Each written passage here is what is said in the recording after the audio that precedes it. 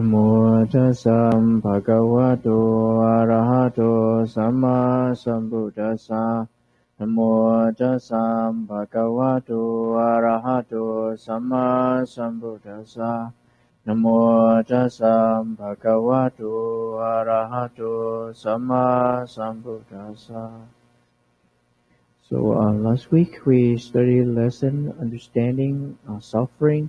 So suffering is translated in from the term Pali is dukkha. Can be translated as suffering or unsatisfactoriness, factoriness, and there are several kind of suffering in life. So the purpose to understand suffering is to accept it as what it is and to overcome it and know how to the way go to the cessation of suffering.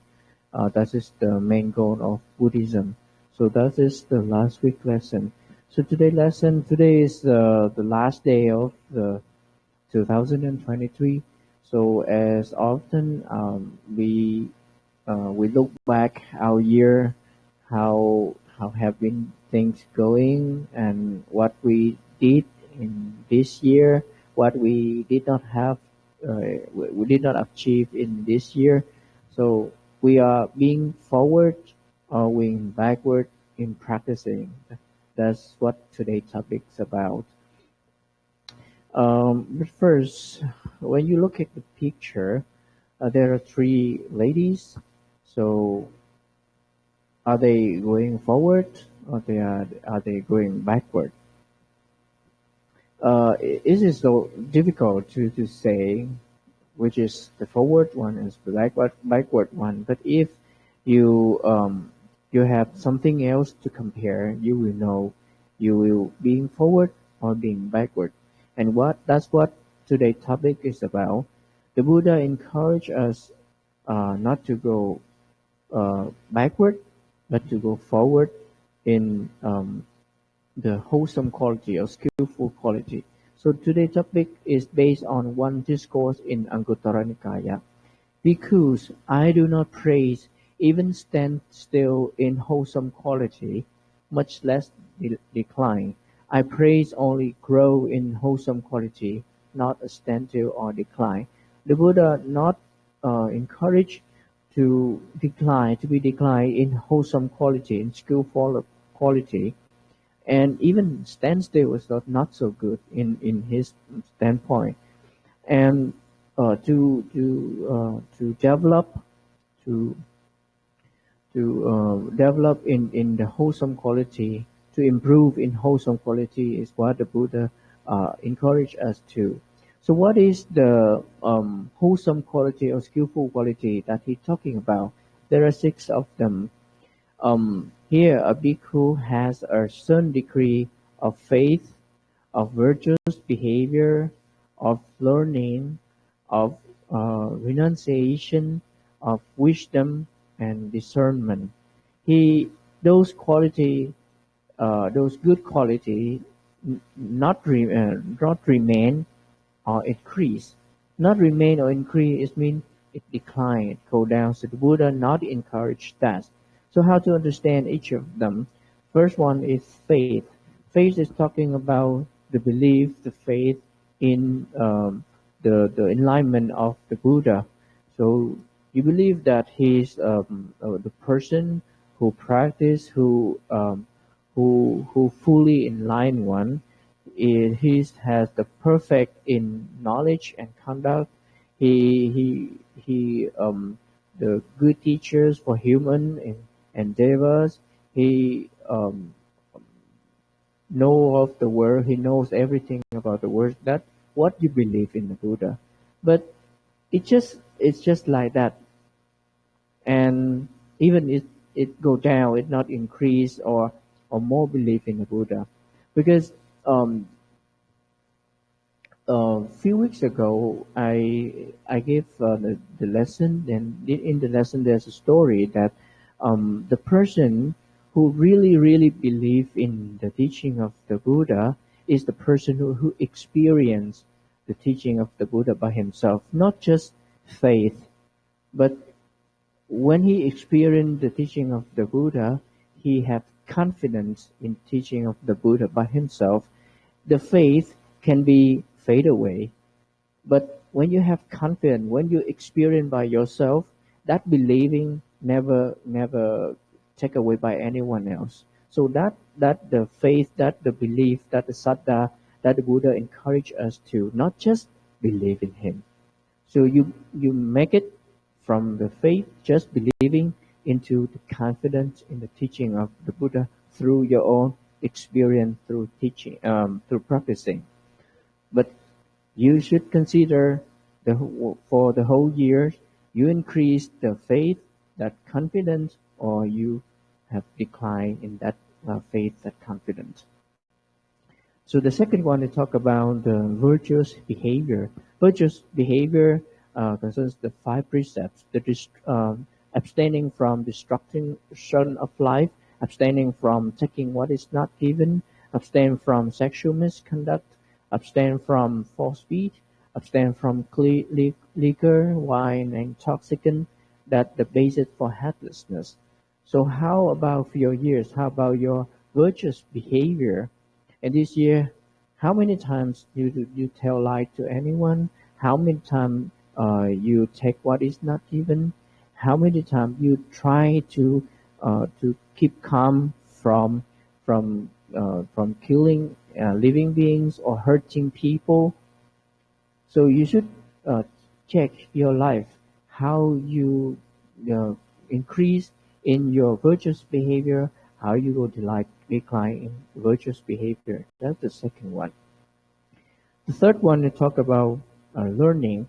The word learning here is translated from Pali is the sutta. Sutta here mean hearing. So what you learn is from hearing. You remember what you learn, what you hear well, and accumulate it and take it in your mind. So whatever the teaching of the Buddha is good in the beginning, in the middle, and the end, you remember all those things well when you listen to them, and you put into investigation mentally, recite verbally. That is, and penetrate it into your view. This is the talk about the sutta, the learning. So in your years in 2023, how many lessons, how many teaching of the Buddha, how many discourse, how many books you read, and how you understand more about the teaching of the Buddha. That's what you should think about. Like I said, after we monks have a 3 rain retreat, I often ask my fellow monks and nuns that during 3 months rain retreat, how many books you read, or how many discourse you understand, or any achievement after a rain retreat. You should think about that. And if not, you should make yourself progress in the teaching of the Buddha, and understand the teaching of the Buddha. That talk about learning. So next is about the generosity or renunciation. Here means that that normal generosity that might come with the wishing that you give someone and you want something back. But here, that generosity or renunciation is mean that you just give and don't think about get it back. When the person who in misery and they need your help, you share with them without thinking that you will get something back from them. That is what we will talk about here. Open-handed, freely generous, delight in relinquishment, and whatever they need, you just giving or you sharing with them. So how you good in this year? When the people ask for your help, do you really help them, or you just want something back from them? You should think about that. Next one is about wisdom.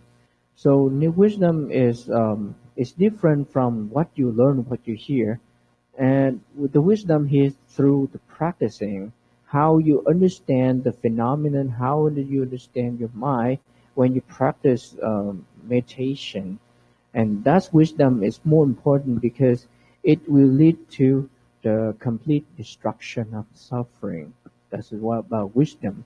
Then the third one is about the cleverness, or it translates in English ingenuity. I use the word clever; it's easier for me. So there are three kinds: the clever in learning, the tr- the clever in interrogation, and clever in achievement. So the first one is the clever in learning. So whatever you learn from the discourse, you learn from the verse, you learn from the book, the teaching of Buddha, verse story, whatever. So there is this the clever in learning. You can explain them easily through your learning.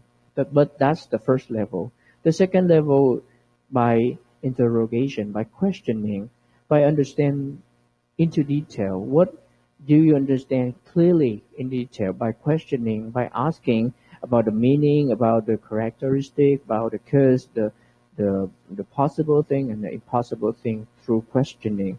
So by questioning, you will understand the teaching of the Buddha clearly, and then you can explain easier, better.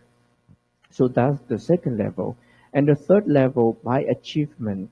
So when the person who put what he understand in the teaching of the Buddha into practice, and when he practice, he will achieve some level in meditation. And because of that, he can explain his own experience. So that is more better than just the explanation through understanding or just through questioning, understanding teaching of Buddha only. So which is your level in the third one, in the cleverness in explaining, just by book, just by questioning, by your view, or by your own experience. So these things, this skillful quality or wholesome quality, the sixth one, you should check yourself that do you improve or you decline in this quality. Should check that. And if you're not good enough, so you promise yourself to be better. And some of the quality, and you should not improve. That is the unwholesome quality. So continue with the sutta, with the discourse. The Buddha said that the monk who is not skillful in looking others' mind, he should train to look at his own mind. How he should look at his own mind. Just as a young man, a young woman, he or she at a young age who love to look at himself or herself in the mirror, beautiful without any spot. So if he look at himself in him or herself in the mirror and see that her face or his face is not so good, there are some spot on her face or his face, he should clear it immediately and keep himself or herself beautiful, the most pretty, attractive. In the same way, the monk or the practitioner who practice under the teaching of the Buddha should look at himself or herself through his or her mind. If there are any spot, any defilement in his or her mind, he should know it, recognize it, and try to remove it, and to keep his mind or her mind clean, purified. That's how he should practice with the simile of the mirror. So he or she should check that whether my mind, whether I live, whether I do mostly with covetous mind, with greedy mind, or with non-covetous mind, with non-greedy mind. Whether I live mostly with malicious mind, ill will mind, or without ill will mind. Whether I mostly overcome by dullness, by drowsiness, or with the decrease of dullness and with drowsiness. Whether I live with mostly restlessness or non-restlessness. whether I live with mostly doubtful or the decrease of doubt, whether I live mostly irritable or non-irritable, whether I live with defiled, mostly with defiled mind or with undefiled mind, whether I live with agitated body or with unagitated body, whether I live lazy or energetic, whether I live unconcentrate or concentrate. You should check your mind like look at the mirror and you know who you are right now.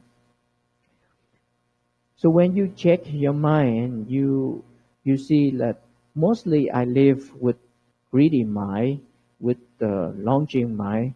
You should know that this is not a good, uh, uh, not good quality, and you should remove it by yourself, bit after bit, to keep your mind clean and purified. If you check that your mind mostly with malicious mind, with ill will mind, you hate that person, you angry at that person, you don't like that person, and always like that is not good for your mind. So you try to remove it as soon as possible.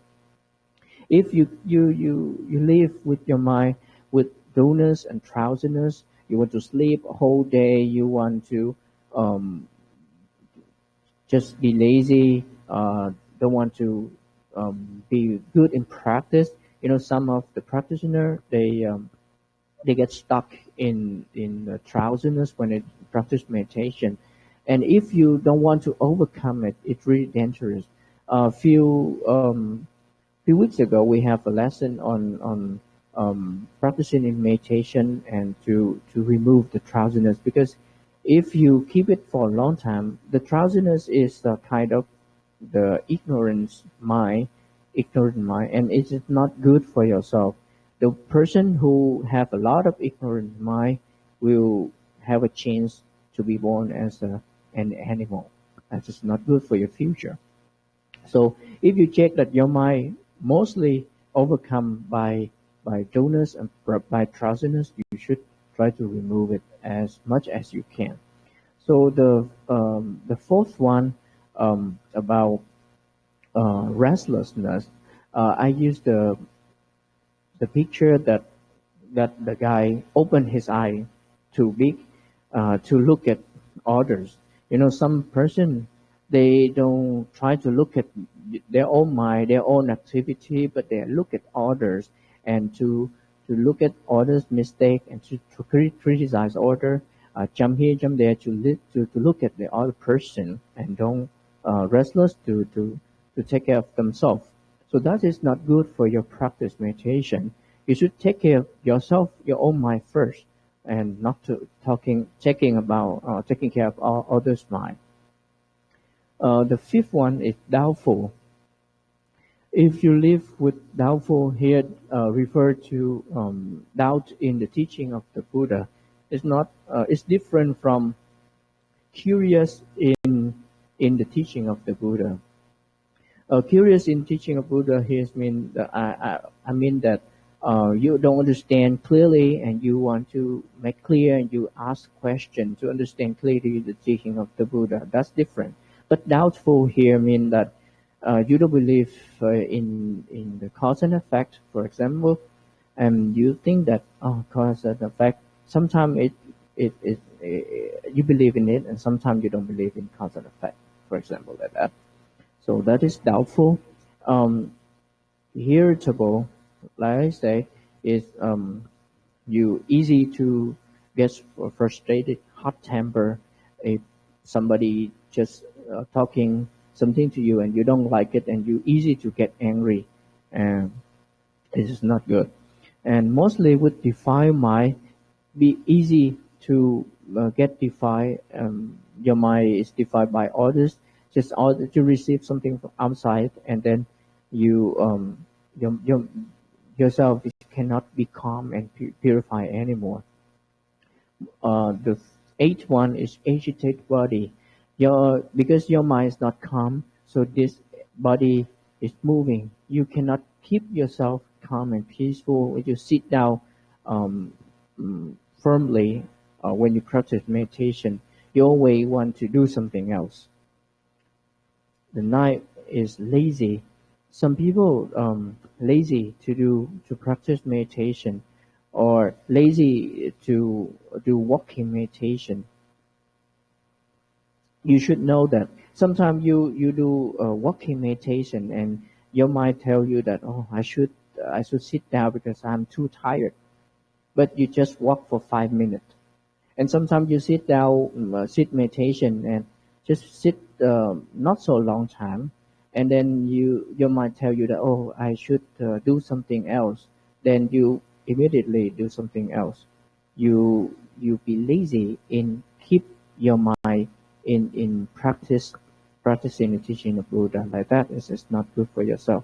Or you be lazy in for example, like we don't keep our the temple clean, for example. So you should check that whether you are lazy or not in the teaching of the Buddha. And the, the the 10th one is concentrated. You live with concentrated mind or unconcentrated mind, that your mind jump here and there, move around, not keep in one place. That is also not good for meditation, because meditation is to focus your mind, to keep your mind calm, peaceful, and concentrated. So these are the 10 unwholesome quality that you should neglect, not improve in your practice. So for just like the person who their clothes and their head caught fire, and because they know their hair are burned, their clothes are burned, so they try as much as they can to extinguish the fire, because it's dangerous for their life. So in the same way, if we see that our mind is defiled by this unwholesome quality, by unskillful quality, we should, as soon as possible, extinguish it, remove it, and have less as less as possible. So would be good for our life, not only in this life, but in the future life. That's why I take a quote in Itiputaka that bhikkhus diligence in skillful quality. This is one thing that, when developed and cultivated, secure equal benefit for both the present life and the life to come. If you take care of this life good by practicing, by diligence in skillful quality, in wholesome quality, and try to remove the unwholesome quality, unskillful quality as much as possible, that you keep your life now is good and your next life will be better. Or else you go backward in the teaching of the Buddha, you go backward in skillful quality and wholesome quality, you face a lot of misery in this life and the life to come. So that's what I want to share today. Thank you for your listening.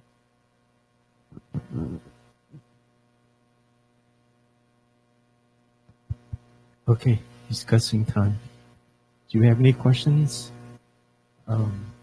Look back for the whole year that we have done. Okay, so keep thinking about it. As I listened to this today's lesson about one of the part about generosity. Now these days, when we do something, we always think of the benefit that come out of it. But in the situation that he mentioned about giving generosity, a lot of people give something and they also want to get something back, more like a trade-off. Otherwise, it wouldn't. We don't have the motivation to do it. So it's very rare that someone who do something and not asking anything back. Do you agree with me? Often that everything we do, we should get some kind of benefit. Even practice the teaching of the Buddha, we should get some benefit. So what is it that you do something and you get nothing back? There's no benefit. It's not true that way. There's a difference between giving and expecting something, and another way is to give is to relinquish your greed attachment. That's different. A lot of people give because they say, oh, I help you now because you're in distress, you're in despair, you're in a difficult time. I want to help you, hoping that in the future, when I'm in the difficult time, you lend your hand and you help me out. You pull me out. So it's more like, you scratch my back, I scratch your back, you scratch my, mine later, right? So, but in the situation here that you give for the sake of giving, for the sake of relinquish to be free from the attachment, be free from the greed. So what benefit is it? When your mind is free from attachment, it's a very happy and free feeling. When someone who is so attached to their property, they feel insecure, unease. Insecure in the sense that they will be, someone will steal from them. They will be lost. The thing will be gone. They will lose it. So they always worry that this property will be gone one day, or be stolen, or be something like that. So the feeling of insecure is not a very good feeling. So when you let go, you feel free. You feel lighted. You don't feel, it's a burden on your shoulder. So like that. So that's one benefit that you get out of it is when you give, when you practice generosity, you feel you are free from this attachment, and it's a very good feeling, very light, very positive feeling. But as we know in Buddhism, there's cause and effect, the law of cause and effect. Whether you want something back or not, it will have its way to come back to you. That's the law. That's the nature of it. When you reach out and give someone without asking for anything back, the nature of it is boomerang, come back to you. That's the rule. That's the law of that's the law of cause and effect. But if you give and expect something back, the thing that you expect back may not come back to you or might not get it. Then what happened? You feel disappointed. You feel angry. You feel blameful. That person. You are an ungrateful person. When you in difficult time, I help you. But when I am in the difficult time, why didn't you help me? You feel disappointed because the person you helped before is incapable of helping you, when you're in need. So that's more suffering. So that's the difference. When the difference with the other one is when you give without asking it back, then it's okay. It's out of your hand. It's, you're free with it. And whether that person will help you back later or not, you wouldn't mind. You still might at ease. But eventually, it will come around to you whether this person will come back and help you or someone else will help you, because your nature is to help others, and automatically someone will help you. That's the nature of it. So the Buddha taught us best to give as a relinquish rather than give as trading like that. So remember that. Otherwise, we will say, wait a minute, it's very difficult for me to do. I'm the kind of person who's like to trade. Like I help you, you help me. If you don't help me, I won't help you. Right? If you have this kind of mentality, you prone to have a lot of suffering. So the Buddha taught us to practice generosity is a renunciation, to relinquish from your attachment, your craving. And the feeling you get back is very wholesome, very positive. But don't worry, it will come around. The boomerang will come to you. Don't worry about it. It will never come to the other side if you throw it out correctly. Huh? Okay. So, yeah, go ahead. Yes? Yes.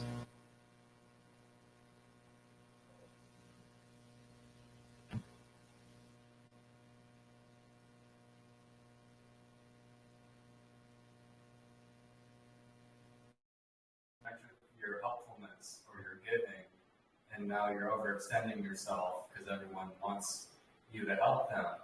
And so how do you kind of balance being giving without expectation? Because that I can also feel like people take advantage of that sometimes. Yes. If you're overly giving, and they just keep taking, and they don't care about being, like reciprocal to that. Right. So how do we make sure that we're not overextending ourselves and putting ourselves in a worse position trying to help other people? Correct. Yes. But still be giving. Yes, it's a good question. Actually, we cannot carry the world on our shoulder, right? So many people out there need help. But can you help them all? If you can't help them all, does this mean you're selfish? Because we have our own limitations. We have our own capacity, right? So the only time that you can reach out and help them is when you have the surplus. If you reach your limit already, you have the limitation, then you can't. It's out of your control. You can't do it. So when you have the time and effort to help others, then by all means, reach out and help them as sincere as possible. But then you don't have any more. You're outspend, you're out time, you're out of your resource. Then you just have to put a stop at it. It's not because you are not generous. It's because you don't have the resource anymore. Okay, so you have to set your limitation. A lot of people have a lot of resource in their hand. They wouldn't help because they're saying that, why should I help you? Right? Like that. That's the case. So, of course, people are so greedy, right? Never be enough for them. That's the nature of greed. Okay? So, if they could actually strip you to the bone, they would do it. And they probably take your bone and grind it and do something else with it, because that's how much, that's the greed, the nature of greed. So there you go. You set your limitation. Okay? You got to do your work.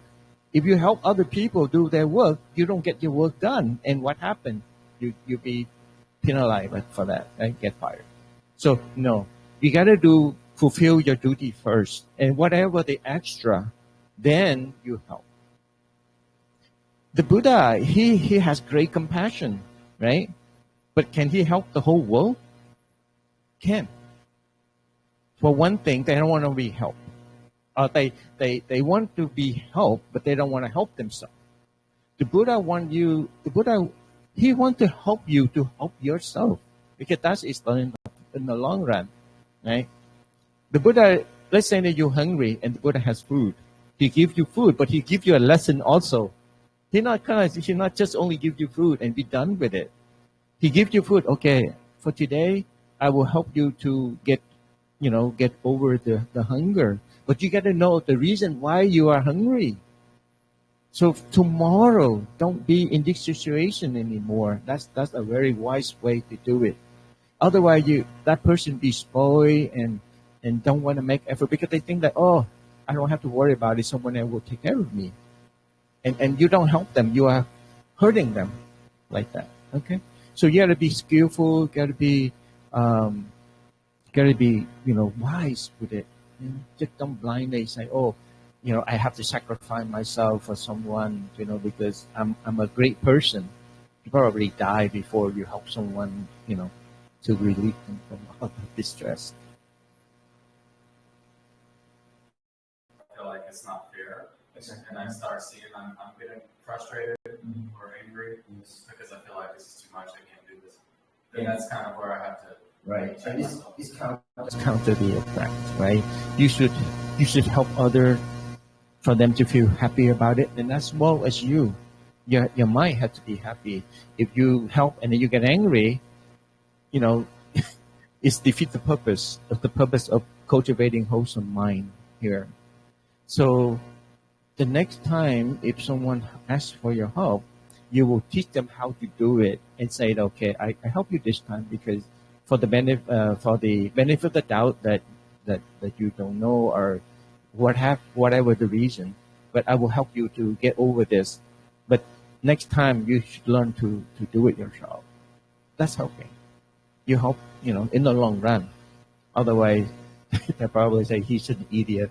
I just, be a little bit pitiful and he does all my work and I just don't have to do anything, right? You be an idiot. They're not appreciative, but they look down on you, right? So you got to be skillful in it, okay?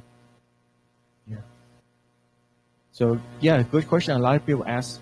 And a lot of people have a wrong concept about, especially a lot of, they call themselves Buddhists and they practice called the Bodhisattva, Bodhisattva. Bodhisattva is the one who, they believe, the one who sacrificed their life and their body for the benefit of others. So they are, there they are, out there helping anyone who needs help. But then they reap back all the distress and lack, run out of resource and then a lot of angry mind. So that's not the way the Buddha teaching. The way it is should be a win-win situation, not a win-lose situation. Win-win means that benefit you, also benefit me. If it's different, then it's not a wise way to do it. The Buddha would never, let you suck up all of the resource, but was in some way he would never suck up your resource. Thing like that. It had to be a win-win situation. That's the way it should be done. Okay. Yeah. So now you know how to deal with it. Don't feel bad that you can't help them. But if you think that, if you think that you can sacrifice your 15-minute break, be okay with it, then by all means. But you need to take this break to recuperate, then cannot sacrifice that time. Like that. Yeah. I've seen a lot of people like that. They don't want to be helped. They want to get help, but they don't want to be, help themselves. So, any question in here? A lot of time we monks keep emphasizing about practicing the teaching of the Buddha and all that. It's because we have seen so many people with distress, suffering, and a lot of things now these days that we see so much. Then rather than some people, rather than help them to be, be free from this suffering, we want them to learn the way of the teaching so they can help themselves. So we always keep asking, how is your practice? How is your wholesome mind developed and things like that. So we do a lot of emphasis on that. It's not because we want more number of, people to follow Buddhism, but we want to know that if you are actually facing some level of suffering, we want you to practice to be free from it. We don't care about the number. We care about the quality, whether you practice or not. We don't care. We have, so many people who come to the temple and not practice. We discourage that. We'd rather have less people who practice than more people who come and don't practice. That's right. People keep asking, go practice Buddhism, so that we have more head counts. It's not our way. It's not Buddhism anyway. Yeah. And actually, I want to share with you that when you read the discourse, when you read the book record that the Buddha story, so you often see that when the Buddha meets the monk, he always said that how you practice these days. That's the first question he always asks. He wants to know that how you practice progress. It's not just ask normal question like us. When we meet each other, we ask something else. We don't care about practice. But for the Buddha, he always asks about your progress and practice. Do you have this problem in your practice? And then he will show you other way to overcome it. Mm-hmm. So today's lesson is one of them to look at yourself, because we don't have Buddha nowadays, but when we read the discourse, we learn his teaching, we know the way to deal with them by ourselves. Yeah. Today's lesson is about to look back or look yourself in the mirror. it's common for us to see how we look physically through the mirror. But how can we look also to see how's your mind? How is our mind? A lot of people don't see their mind. You notice that? They don't know. They don't know they are greedy. They don't know they are so full of aversion and hatred and jealous, and they don't know. They just follow the, we call it instinct, you know, the instinct, the way of the greed, anger, and delusion that drive them to do. They don't see that. They just act as according to their own unwholesome nature.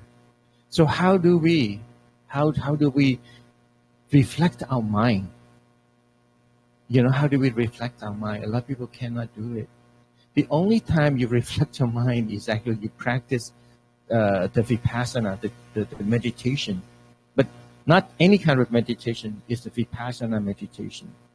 Is to look into your mind. And then when you practice vipassana, you notice your mind is a very disgusting, you know, thing. It's even worse than being hideous looking physically. You know, your mind is full of greed, anger, aversion, negative, sensual desire, all that kind of thing. But when you do that, that's how it motivates you to be, you know, more ardent to practice, to remove it. That's what the Buddha taught us. Look the same way you look at yourself in the mirror as a young people, young man, young woman who cares so much about their physique. They look in the mirror. If there's a blemish or something, they immediately get rid of it, you know, by cream or by some kind of thing to clean, to make themselves look, you know, beautiful and glowing, right? Like flawless. But how about your mind? Right? See, this physique will eventually fade with time. You know, we once looked very beautiful, very handsome, but now look back as a, you know, 50, 60 years old, we regret it, right? But our mind, if you keep it, you know, pure and clean, it will remain like that. It won't go old. It won't get old. See how much you take care of your physique. Eventually, to the point that you can't take care anymore. You have to accept it or be suffering. You suffer. But your mind is ageless, right? It won't go old. So the longer you keep it up, even though you're 100 years old, it's still going to be beautiful. You know, it depends on how you do it. So the Buddha encouraged us to, you know, look more into our mind, reflect our mind, and see how impure it is, and then from there you can remove it. If you cannot see your blemish, your defile, or your impurity in your mind, you can't remove it. It's just the same way that you don't look yourself physically in the mirror, that you don't see there's a spot or there's a dust or something dirty on your face. Right? When you see it, you can remove it. Right? So that's why we often meditate, we often look back.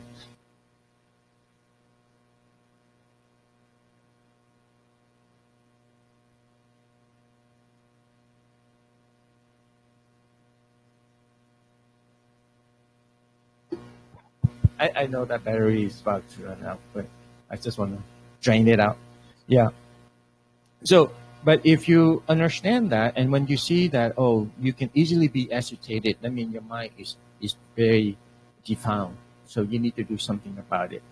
Because the agitation leads to a lot of dissatisfaction, just a lot of discomfort in our mind.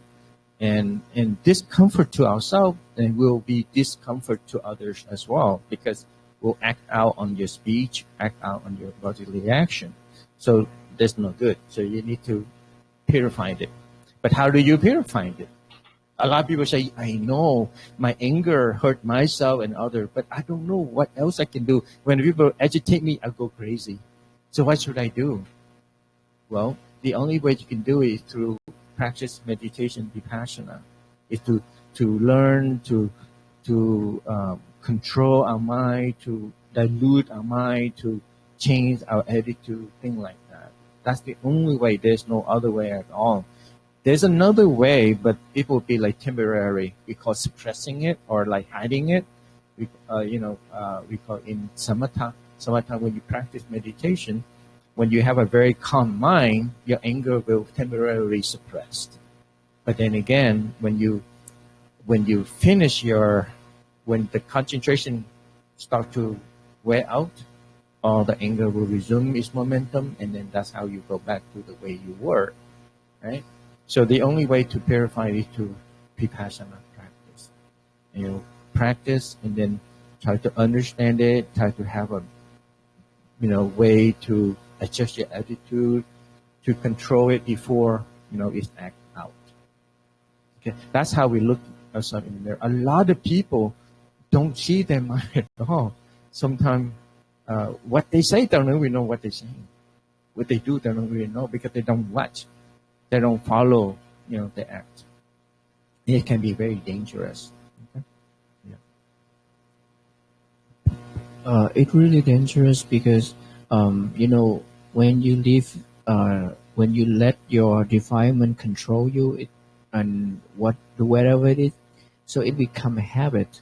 And if you keep a habit for a long time, for example, you live like 70 years with that kind of bad habit, it will bring it to your next life. If you bring the habit to your next life, and can you imagine your wrong way of samsara with a lot of bad habits like that?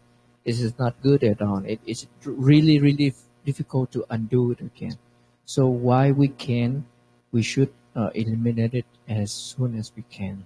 So it will be better for this life and for the life to come. Yeah. A lot of people are saying that, well, sir, I'm a willing person. When I die, I will remember what I practiced in this life into the next life. I mean, a lot of people don't remember what they did in the past life. So what they practice now, they will all forget it in the next life. That's not true that way.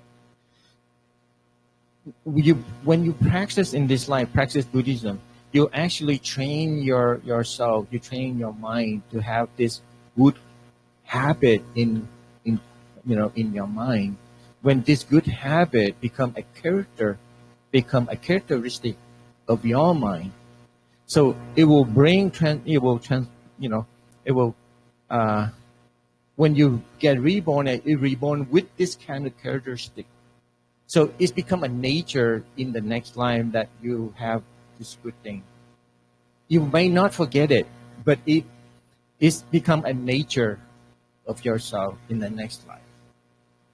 So a lot of people have good nature. You know this, right? They don't have to be a Buddhist, actually. They have good nature. They're very loving. They're very helping. They're very generous. And vice versa with a lot of people with bad nature, with bad, mindset. Their nature with a bad, mindset. Very angry, very greedy, very, all the negative things. So that's why if you practice in this life, if you start early, and then you keep cultivating it, it becomes a good nature, then throughout of this life, you become a very good person. And then when you die, you bring it along, not bring along, but it's become the nature. And when you reborn it, you have this nature in you. Okay? So it's not a waste at all. You don't have to remember what you learned. A lot of people say, will I remember what I will be in next life? Depends. A lot of people will remember what they done in this life into the next life. But a lot of times they don't. But it's the nature that they have it in them. Okay? Like that. Otherwise, if you don't, you just live through your greed, anger, and delusion, and let them, the greed, anger, and delusion is the mastermind of yours. Then it will control you. It will influence you to do certain thing, and suffering keep following again and again and again. That's why too many suffering people in this world like that. Not just people, but animal and all that stuff too. Yeah, so it's not a waste at all. So try as much as you can, even though you start late in life, but I will consider it's early in the next life, so it's not a waste at all.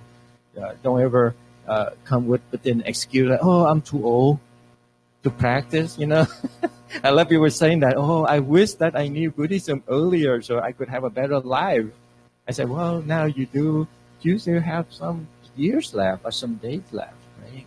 So as long as you have breath, start breathing, there's time for you to do it. Yeah. So don't have this excuse like, oh, I start out late. I only try to develop good condition for the next life. I say, wait a minute. You say start good conditions for the next life, I mean you don't have to do anything. You just become a monk, become a nun, so that you can be a monk and nun in next life. Why you have to waste, all this time? You still have some time left. So make sure you put it into practice. It's okay. It's harder for you to remember, harder for you to learn. But if you learn, you get a little bit out of it. It's not like hopeless, right? Yeah. So don't waste your time. That's what we say. Yeah. You may heard some story I bring in the lesson that some person just come to the Buddha, listen to one verse or something like that, and become an arahant, become a noble person. If we look at the laws of cause and effect, it's not that easy. They have to practice long time ago, and it's the last chance. The last case, they meet the Buddha and he just drop one last drop of water and then fulfill themselves. But it is not that easy. But if we not purify our mind from today, so what if we have a chance to meet the Buddha, but we are full of ignorance, full of defilement, the Buddha cannot help us too. We should be ready to meet him, something like that. Yeah. Well, if practical, back in college time, I have, sometimes I get stuck in one math problem, and I tried so hard and I couldn't get the solution until one day somebody gave me a hint, and then all of a sudden I resolved the math problem. That doesn't mean that I don't have to study hard. As long as someone give me the right hints, I'll get it. Is this true? It's not true. If I didn't study from all this time, no matter how clever you are to give me hints, I would never get it. I've been studying so hard, but there's a little thing that I couldn't get it through, right? And that person remove it. So it takes a lot of effort for me, but I couldn't get over the hump because there's something that hindered me back. So this person come and help me, give me a little nudge, and then I got it over the hump. But if you didn't walk, you just sit there. I don't think anyone can be, powerful enough to actually move you to the next level, right? Yeah, same way. So start now, practice as much as you can. If you don't get it yet, you will get it later when the time right. So the person that after listen to the Buddha teaching one word or two words, they get enlightened, it's because they work so hard already, and this is the last drop that overflows the bucket of water. Right? But if you didn't do anything, you didn't cultivate, you didn't work on your wisdom, the Buddha, he's the very wise person. He could talk all day, and all year would never move you. Yeah. So the Buddha is saying that some people listen 1-2 words can be enlightened. Some people can listen to the whole half of the sermon can be enlightened. Some people can listen the whole sermon can be enlightened. And if you don't get enlightened in this life, in the next life you will. Life in plural, not life in singular. Okay? So don't be discouraged. A lot of people say, oh, Nibbana is so far away, so disappointing. Yeah, if you don't walk, you will never get there, even though it's a long journey, right? Okay? So this is an encouragement for you. Don't give up. Okay. So any question? If not, we can wrap it up early. Okay, so last question. No? Okay, sure. Yeah, okay, that's good. Yeah, we can start. Chanting and chanting merit.